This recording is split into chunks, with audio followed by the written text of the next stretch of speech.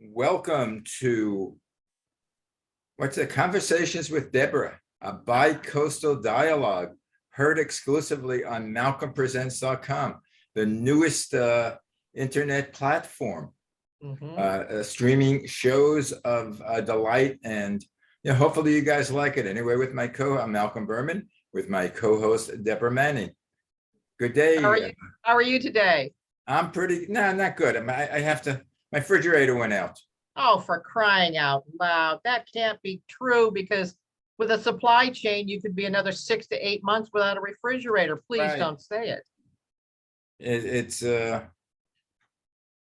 refrigerators are built to go out about a month after the warranty expires. Of course. And then, of course, since the refrigerator is 5 years old, they don't make the parts anymore to repair them. I had my refrigerator guy come. So right now he said the refrigerator, which I never knew. I always thought it was condenser, but now it doesn't stay cool. He said there's a computer panel in there that I need a new one. Oh no. So that's $500 there. Oh no. Right. But then he said, we don't know about the other parts. Because he said, a refrigerator that old parts, get bad, but they're not making them anymore. So what are you going to do? Buy a new one? Got to buy a new refrigerator. So that's costing. Do they even have them available now? I don't know. We'll have to go to. I hate to go to Home Depot, but that's the Best Buy, I think, because of their political stance. Home Depot, Lowe's. Yeah. So we're going to go this weekend, because otherwise the food is going bad. Not a good thing, I'll tell you that. Not a good thing. Like $1,500, probably with everything about a little over $2,000. Oh my God! Quickly. So I think I want to start a GoFundMe fund. I think so. I'll donate. Right. But buy Malcolm a refrigerator. That's right. Quickly. So anybody, you guys out there, you have my address and everything. If you have a few shekels to spare, even a few pesos to spare, a few, which I don't understand, a few bitcoins. There you go. I don't know. No matter how many people explain to me about bitcoins, I have absolutely no idea what they are. I have no idea. There's nothing to stand behind them, and they go up and down like crazy. Well, I've been a little reluctant. I'm Deborah Manning. I'm a native Californian. Moved back here to Greenville, South Carolina 6.5 years ago. And that's why I'm wearing. You see my sweatshirt? Yay! I used to live in Santa Barbara with my dear husband before we decided. I know. That's why I'm wearing my sweatshirt. That's it.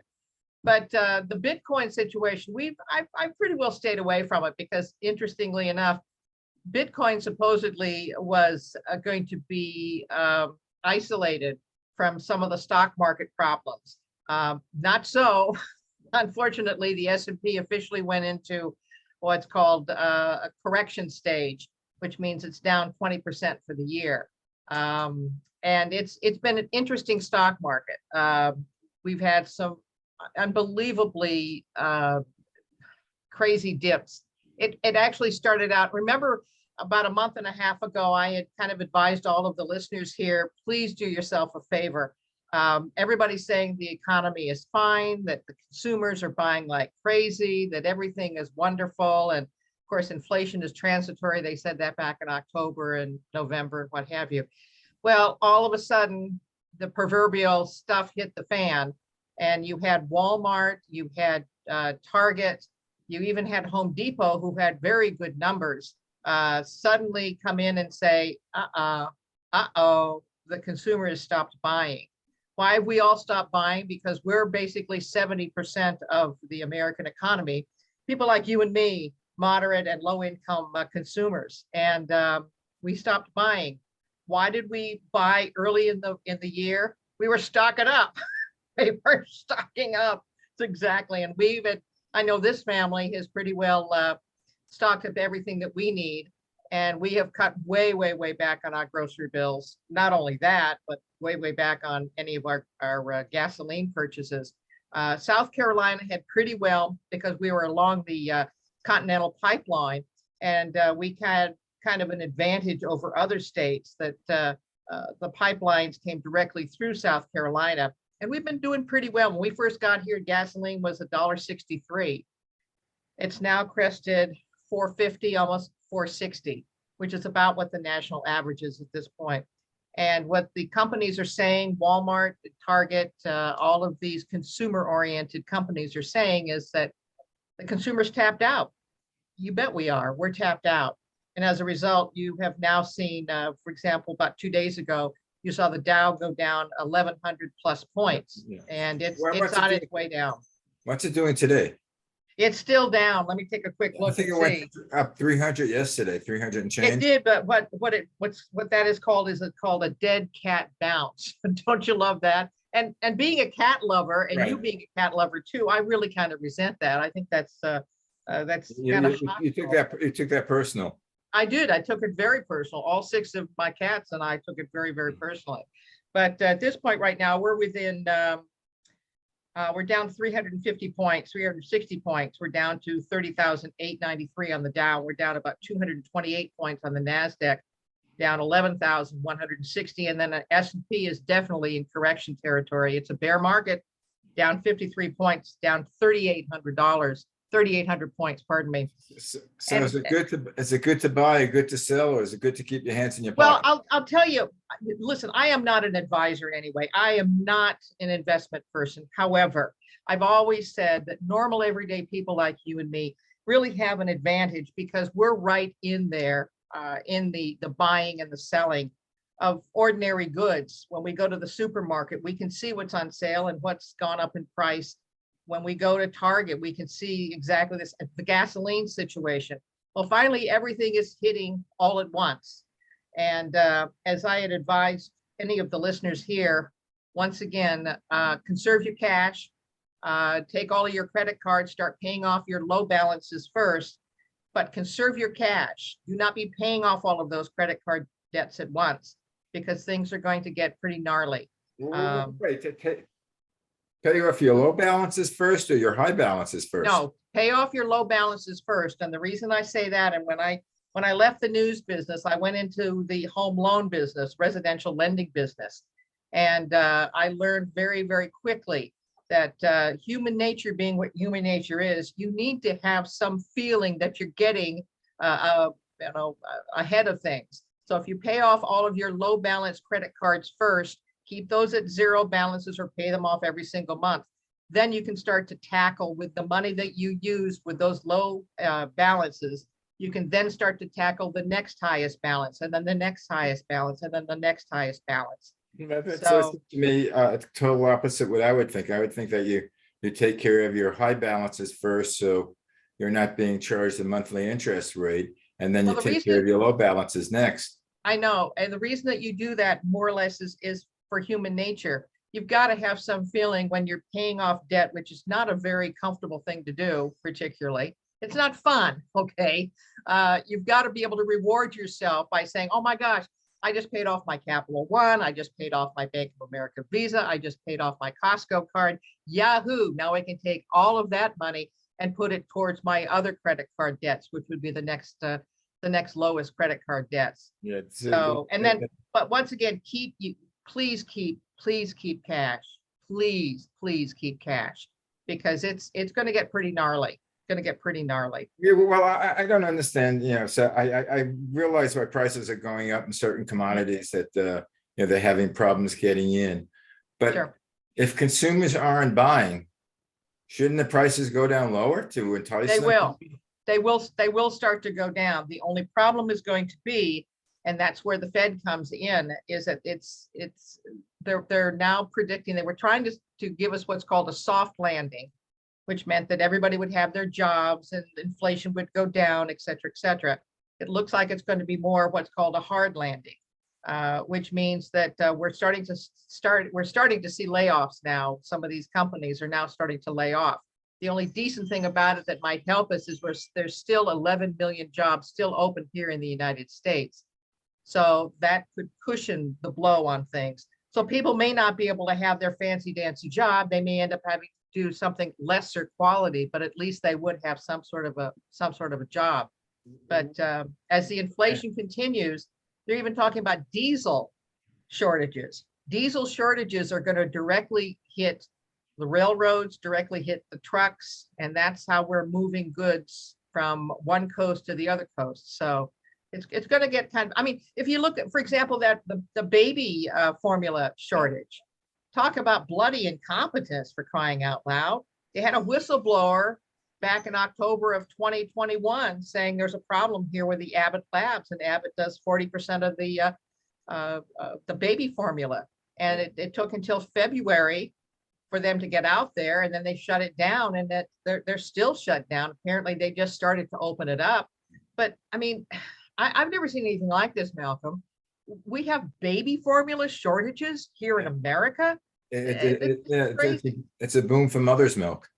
I guess, but sometimes, you know, moms can't produce the milk. You're going to see more people breastfeeding on the street, which is How about nothing the to men? object Because to. now men, according to a congressional hearing, they had somebody, I guess it was from Health and Human Services, saying, "Oh, certainly men can get pregnant." Well, you didn't know that? Oh, Lord. Where have you been hiding? Now, this thing is, the last a little on economics, I don't understand. I mean, I know, like, I think it was like 2007, 2008, when the market went down. Yeah. And I started, you know, my business, which was advertising, was going down the tube. So I was doing more and more on, you know, credit. So then the credit companies came up to me and say, "Oh, Mr. Berman, your credit is good. You know, you're earning more and more money, so you must be strapped for cash." I said, "Yes." They said, "Okay, therefore we're going to increase your interest rate." Wait, time out. You're going to increase my interest. You know, I'm strapped for cash. You're going to increase my interest rate because then it's going to cost me more cash to get out of my debt. Why don't you lower my interest rate so I could pay off my debt, so I won't be overstretched? They don't do that. Same way, like, you know, they say right now the prices are going up. So what are they doing? They're increasing the interest rate, the Fed. And I just heard one spokesman, and I forget his name now, but said this is exactly the opposite of what they should do. They should lower the interest rate to help people get out of debt. You know, to me, that's as a layman, that makes a hell of a lot of sense.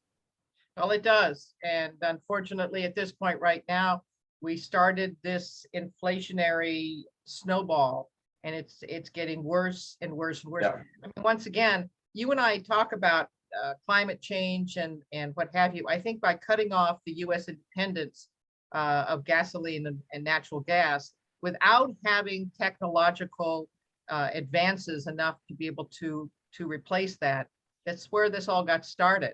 And I do wish that President Biden would listen and reopen some of the gas and the oil, because unfortunately we're now going to, of all places, Venezuela. Venezuela has a communist dictatorship. They have taken the richest country basically in Latin America, and they are now one of the poorest countries, and yet they have plenty of oil. But their oil, interestingly enough, once again, I'm not a gas expert particularly, but their oil is extremely dirty. So here we are, we've got plenty of our own sources, and yet we're going to Venezuela, a dictatorship, to be able to get their crummy oil, which is dirtier than tarnation. Right, So, but I don't get it. You know, when we talk about this, things, the money things, the oil, etc., the number one thing that we have to do is climate change. I mean, that's number one, because no matter what government we have, what type of government, whether we have communism, democracy, socialism, we're all going to destroy ourselves. And it's not that long. It's not that long. It's it's going to be irreversible. And well, again, I do have to say, I would like to see more deregulation in the energy field to be able to encourage alternative energy. And that would be alternative energy to such things as nuclear energy, for example. I'd like to be able to see more deregulation, and yet, unfortunately, what the trend seems to be is now towards more re-regulation. I don't think the government knows what the hell it's doing, to be very And honest with you. the problem I find with deregulation, it Mhm. generally, the deregulation goes the wrong way. Because of the deregulation, all of a sudden, big business says, oh, now we can. I mean, that was with our former president. When Mhm. he did away with a lot of Obama's regulations, all of a sudden, the large corporations started taking advantage of it and creating more pollution and Well, more chazarai, which I say in Yiddish, it's sort of like junk. Well, one of the things that I like to look at is the actual figures and the actual numbers. You and I talked last week that because of the deregulation that we're still enjoying because of the tax cut from the prior administration, we have an excess of 300 billion extra dollars. And once again, I understand the anger against American corporations in some way, shape, or form, but I do have to agree that I would like to be able to see entrepreneurs that are given tax credits to be able to really pursue alternative ways of energy, but you can't pursue that without having energy independence and having to go to Venezuela, having to get oil from Russia, because we're still getting oil from Russia, is not the way to be able to stabilize world peace. It's just not the way to go. Yeah, but the key word that you said was alternative methods. Mhm. Alternative methods is not the gasoline way. It's other ways of doing it. You're right. It's a solar, it's a That's what I'm nuclear saying. power, it's a geothermal. It That's has what to I'm be saying. other ways. But now getting to another problem which I Mhm. just happened to hear the other day. What's that?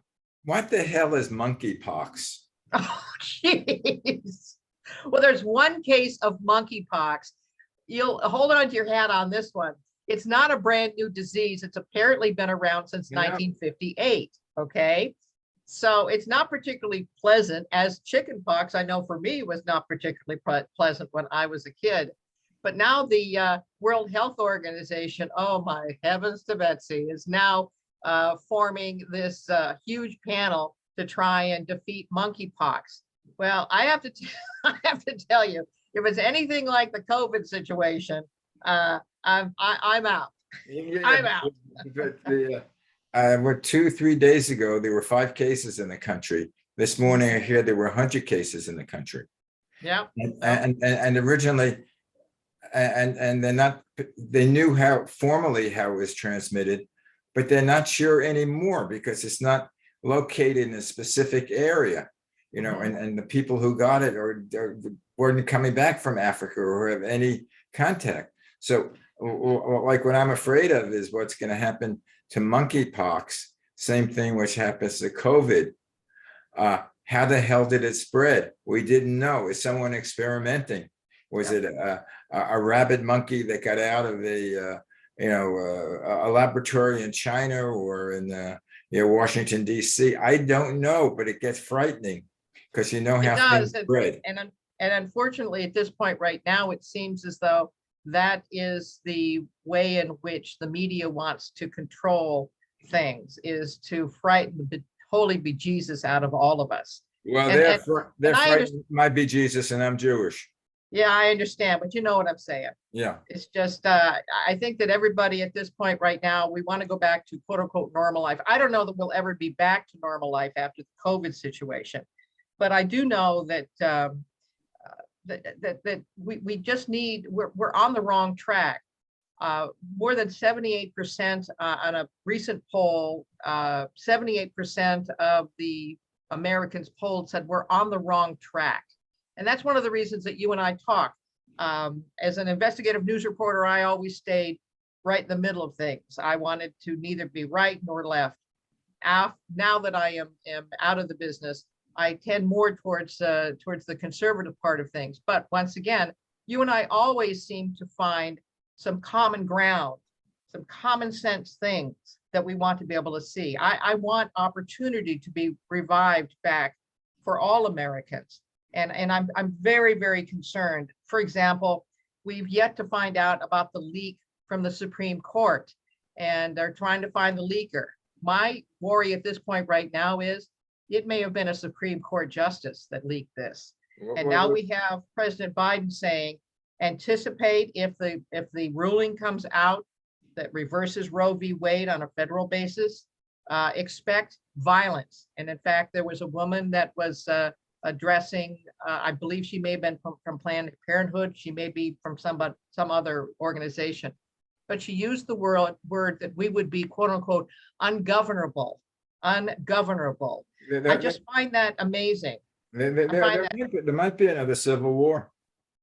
Well, I certainly hope not, because we're all Americans here. But I know I was listening to the news this morning. Oklahoma Yeah. now has I think their legislature passed a law that's over 6 weeks. It's illegal, or even maybe even under. It's when the egg was fertilized that then abortion is illegal, or a process is illegal, a medical process to abort the child. And people who turn in these people, they could sue them, and you could sue people who help them. So I think that goes a little bit tattletaling. I think that goes a little bit too far. You and I agree on that. Right. I don't even know if it's constitutional, but who the hell knows with this the Supreme Court justices, which who was it? It was Susan Collins, I think Senator Collins, who was saying, I don't know, I had all these justices and I interviewed them, and they said that Roe v. Wade was law, and that it was a law that was enacted, and that there's no reason to overturn it when they asked them on that. Yet these 6 justices are the ones that overturned, or supposedly are going to overturn Roe v. Wade. One of the commentators says, well, if they lied to Congress, should they be impeached? But how can you make a decision on a case? Mississippi had brought this case saying it is our state's decision that this is the way we want to have abortions taken care of. And they took it to the Supreme Court. How can you, when you're talking to a senator or you're talking to a lawmaker, say, make a definitive decision on a case you have yet to see and yet to hear? Once again, if they overturn Roe v. Wade, it simply takes the decision back to the states.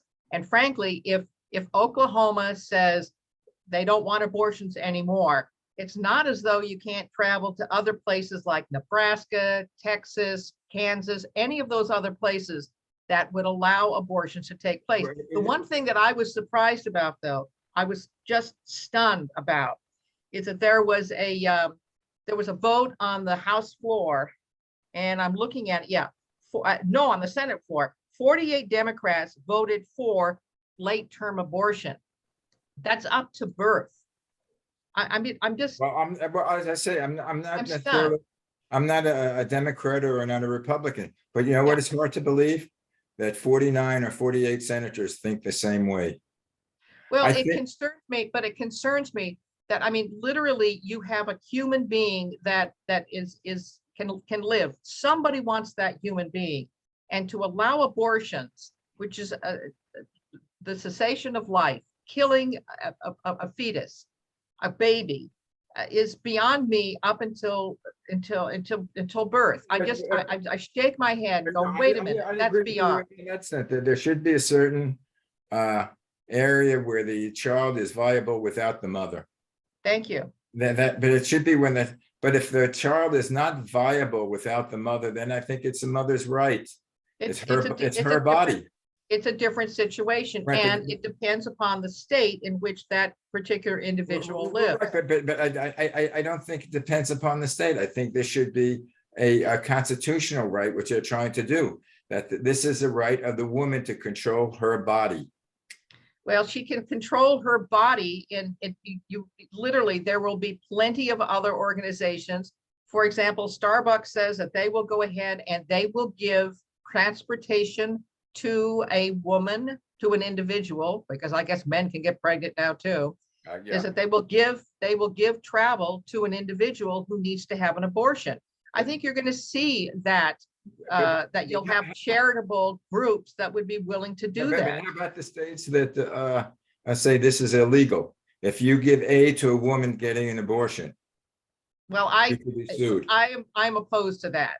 Okay. Well, the I thing, am absolutely opposed to that. which I object to in all these, block votes, that whether Republican or Democrat, not one of them has their own mind to vote what they like. Because I'm sure there are a lot of Republicans who didn't want to vote, one way, and they voted like, 50. They voted as a block. It's not, we are electing, we are not electing leaders Baker. anymore. We're electing robots. If there's a Republican, I am a Republican. I will vote with the Republican Party. Same way with the Democrats. I am a Democrat. I will vote with the Democratic Party. No. And there's no variation. Well, people are suffering, and I know that people are having to make big adjustments in their home budgets. They're making big adjustments. For example, in our electric bill has started to sky high. I mean, at this point right now, our air conditioning doesn't come on until it's 85 degrees. So how do you like being in an 85-degree house? There's not a whole lot you can do. My air conditioning, I've got. I know. We're using fans at this point right now, but it's fans are expensive. No, actually, they're not that bad. Okay. If you use, we have some fans that use very, very little electricity. Now, I may have moved back to South Carolina, but I'm still a Californian, and I reuse everything, absolutely everything. Everybody thinks it's funny, but it's not. I mean, we're using solar lighting outside for all of our outdoor lighting, all of it. And it works fine. It's great, Don't use plastic bottles. I bought my store of candles. Yeah, that's true. We're doing candlelight. It's much cheaper. But I don't know what to do with the wax. Oh, you can reuse the wax. You can reburn. You can go ahead and reuse those candles. Recycle the wax. And the last thing that's very interesting is the trial with Sussman, who was the attorney for Hillary Clinton. Boy, they had some blockbuster news that came out today. The trial has been going on for about 3 days, and the campaign manager, or one of the top campaign managers of Hillary Clinton, Robbie Mook, ended up testifying that Hillary Clinton personally gave the okay to release to the news media the phony story about the Russian-Trump collusion. They've already established that this was a political dirty trick. And now it's gone all the way up to the top to Hillary Clinton. And you know what's really disappointing to me? When Hillary was doing a press conference in front of the UN, and she talked about her emails, and she said, there's nothing on those emails. And I listened to her, and I know this sounds crazy, but I believed her. Okay? But why? Why would you put this country through that kind of turmoil for your own political gain? It's so sorrowful. Well, first of all, I don't know why. I do not, with all the it may not be the I'm trying to think of the where you find something definite, the gun, the smoking gun. Yeah. But there's so many things that indicate that there was some sort of business doing with Russia and with but our own FBI said this is baloney. And in fact, they had a 4-day interview with the source of that, a guy by the name of Genshenko. And he said all this was bar talk. This was just a funny conversation. It had nothing to do with anything. I have a question. Why does Trump not want to release his business records or his personal income tax? Well, you know what? I don't want to release my income taxes. Yeah, no, right. Well, you wouldn't go become it if you would run for office in South Carolina, whether it be a city commissioner, whether it be Congress, and they asked you to release your income tax. I don't think you would say, no, I don't want to. Screw you. Once again, you're wrong. I would say no. And the reason is, it's personal information. He has far more business things that people unfortunately could get into and cause trouble about. But for example, if I were to run for public office, I would be reluctant to release my tax returns because it's between me and the IRS. I don't want people scouring through my tax returns, for crying out loud. I didn't know you had that much to hide. I don't. We got to talk. But the thing I is, wish I did. but the thing is, he has gotten the loans from the Chicago bank Mhm. that basically is controlled by the Russian oligarchy. Now he got loans for businesses that no one else, no other bank, no American bank, or no, I think go European, no other bank would loan him the money, but yet he got the loans. Jared Kushner got loans from I think Saudi Arabia Mhm. that nobody else would give it to him. Well, Hunter Biden got loans. I'm In not fact, they talking- weren't even loans. Once again, I mean, there is an elite. I mean, both of them might be I doing something. understand. Both of them might be doing something wrong. Pox on both of the heads, or Yep. someone. I read one of my Facebook things. It was just someone. Just an average person said, "Let's vote the entire Congress out. Let's vote all of them out because all of them are not doing their jobs." I'm looking for, again, after 70 years, I'm looking for a leader. I'm looking, which people might not agree with me, but I grew up in the area of John Kennedy when I was still, Yeah, teenager. absolutely. He was a leader, someone I believed in. Yep. Actually, some people, Bill Clinton was someone that I believed in. I didn't agree with, but he was a leader. But he was a leader. I mean, he did things and he got people to Ronald Reagan. Did you like him. Reagan? I didn't like Reagan, but he got things done. But he got things done. I didn't agree with his politics. I love Barack Obama. He got things done. He pushed it through. We don't have these leaders that you could say, go to your children and say, see him, you should grow up like him. Most of the people, and they keep on changing, what they said. And in today's day and age, where you say something, it's recorded. It's either recorded on, your Facebook. It's recorded on, someone has a camera and their telephone. It's always, and yet they say, oh, no, we didn't say that. Oh, we didn't mean it.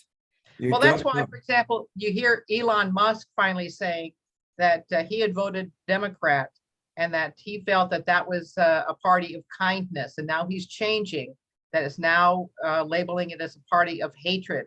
And I'm concerned about that. I want a two-party system. I want the yin and the yang. It's very, very important. But even Elon Musk at this point is saying he's going to be voting Republican. And like I say, I'm astounded at the tone deafness this point right now of the Democratic leaders. I truly am. I want to vote individual. I don't want to vote parties. I mean, the problem is that you can't, because, if you wrote a Republican, he's going to be swayed to, no matter what he said in campaigning, he's going to be swayed to vote all these so-called liberal Republican senators.